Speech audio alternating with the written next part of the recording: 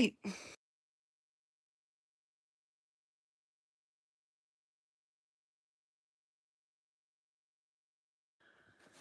I have to go to sleep, but I was just like thinking about the stuff I said on the live just now. Let me see. I probably need my phone holder. And I was like, wait, did I just make Venezuela sound really bad? Venezuela was incredible. It was beautiful. My friend is one of the most beautiful people I've ever met. Inside, outside, her personality, her kindness, her generosity, her loving, and incredibly intelligent. She's incredibly intelligent. Her husband is too. Her children are. They're beautiful. They're wonderful people. When I went the second time, she had to work. So for several days, I like went with her to her job, and I sat with her next to her at her desk all day. I met all of her coworkers that were her friends. They were so sweet and so wonderful, so welcoming, so inviting. The country was, there was this one incredibly stark scene, I guess, where you could see like a line of like this incredibly wealthy homes and like this huge building, and then right next to it was the barrios. So when I first got there at night, I saw all the string lights on the mountains, and it looked really, really beautiful. And then they told me how the people who live in the barrios, they like string the electricity, and they all like somehow they're all using it. But it looked really beautiful. So I made that video, and then I'm like getting ready for bed, and I'm like, wait, I think I made it sound like shit. But it's not shit. It's like an amazingly beautiful place. Everywhere I went, the people were just friendly and, wonderful people. There's like the entire rainbow of human beings are there, from the palest of pale to the most beautiful darkest berry. And like there's just such a diverse group of people there, and they deserve to live free. They deserve, like what I was saying in the first video, which I just made like a few minutes ago, and then I was like, wait, I think I made it sound like shit. But there has been struggle. They have been, like I said, when she came here, she was 8 years old, and the country was doing okay. And then, like, I don't know the history. I mean, I don't even really know the history of my own country, let alone another one. I've never was into history. But I do know that the people who were in power over there in Venezuela have been fucking over the citizens. And if you ask a question and I see it, I want to answer, I will. And if I don't, I won't. And if it's rude or stupid or annoying, I will yeet you. Yeet and delete. Ignore, yeet, and delete. And asking if you can ask a question is very annoying. It's like, either fucking ask it or shut the fuck up, you know? But anyway, so the only reason why I popped back on was because I just wanted to say, well, hi, Mr. Possessive. The reason I got back on was because I was like thinking about what I said, and I was like, I think I only pointed out some negative stuff. But Venezuela was beautiful. The people were amazing. The food was amazing. My experiences there were amazing. And I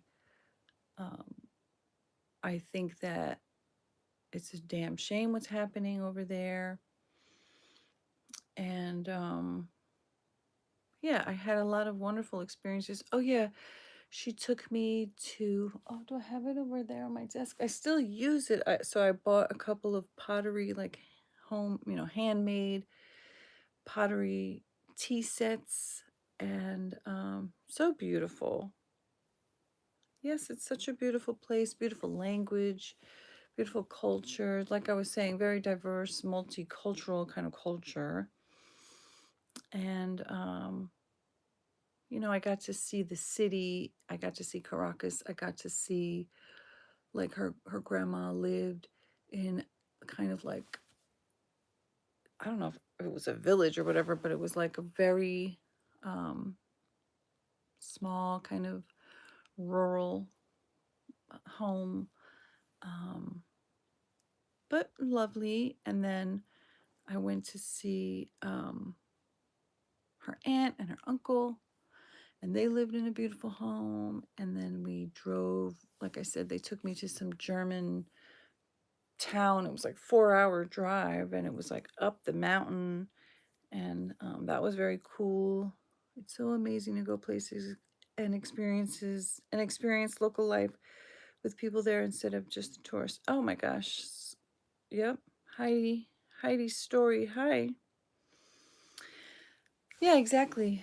And then wherever, actually, so I went there twice, like I said. I don't remember how long was like in between the visits, but I do know that the first time I went there, I'm trying to think, were they living? Dang. I think they had an apartment. They had an apartment and then they bought a different apartment or something. It was like very lovely, very nice, big, huge rooms. It was clean and everything, but like I said, it was like open to the elements. Have I ever been to Scotland? No. I've been to Haiti. I've been to Jamaica. I've been to Puerto Rico. I lived in California. I lived in New Mexico. I lived in Chicago. I've driven across the country twice. I've been to Florida. I've been to most of the states on the East Coast. I've been to Arizona and San Francisco, LA, Santa Monica, Venice Beach, San Diego.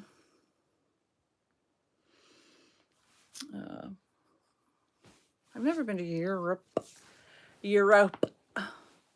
But when I moved to California, and then every time I would fly, it was to come home and visit my family. And then my dad was sick, and I didn't want to only see him like 6 more times. So I moved back to my hometown, which is where I am now, which is on the East Coast of the USA. And yeah, but I'm so grateful for the travel that I have done and the experiences. I mean, I went to Haiti 3 times, but I was little. I was 7, then 9, and then 11, because my mom is Haitian, and we stayed with her parents and her sisters and her brother and her. How was Haiti? Well, it was amazing. I mean, I was a child, so I had like, you know, but so that was the first time when I was 7. That was the first time that I went somewhere where I was a foreigner and I didn't speak the language and I didn't look like the majority of the people there. And I loved it. I loved that experience. And then when I went back to when I went to Venezuela, that was the first time I had traveled by myself somewhere where I didn't speak the language, and but I loved it. I mean, after 16 days, the second time, I was like, damn, if I stayed another month, I would probably become fluent. And I wish that I had.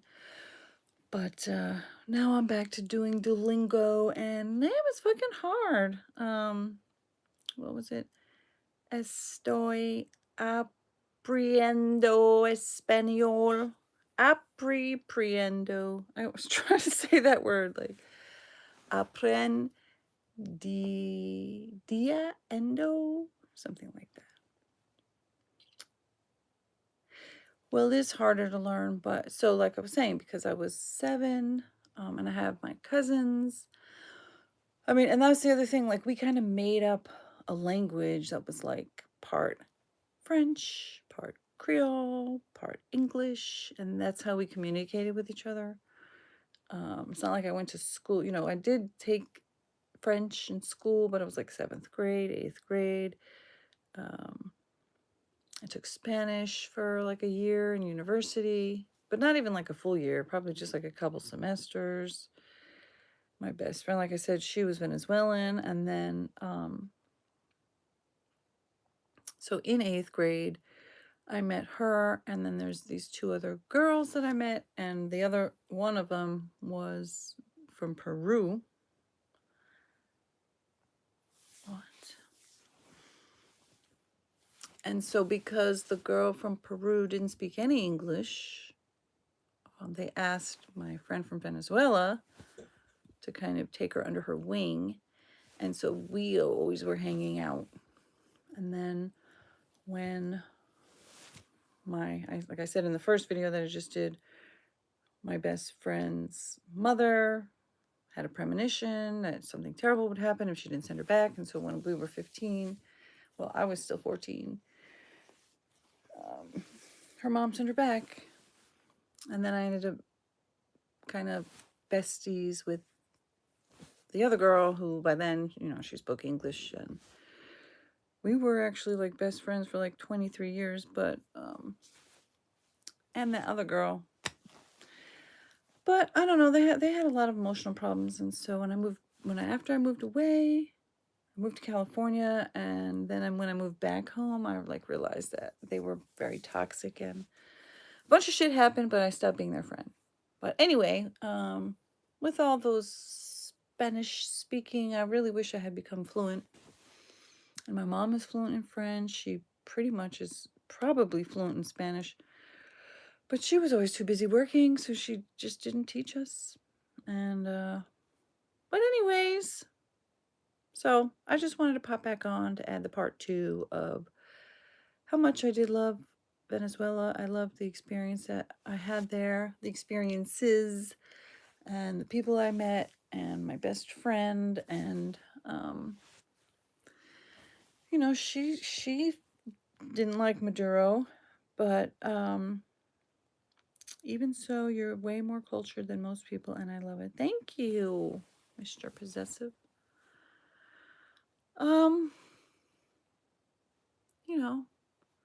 I think that we should do things and follow like the Constitution and the rules, and when the people who are supposed to be having equal branches of power are like, I don't fucking care about my power because I bow down to you, things go bad,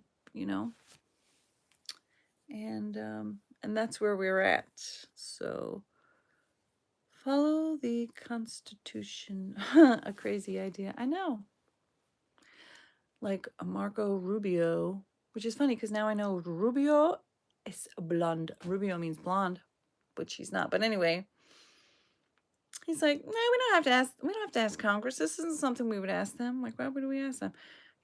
If we ask them, they'll be like, hell no, motherfucker, and then we won't be able to do what we want to do. So, I mean, it's just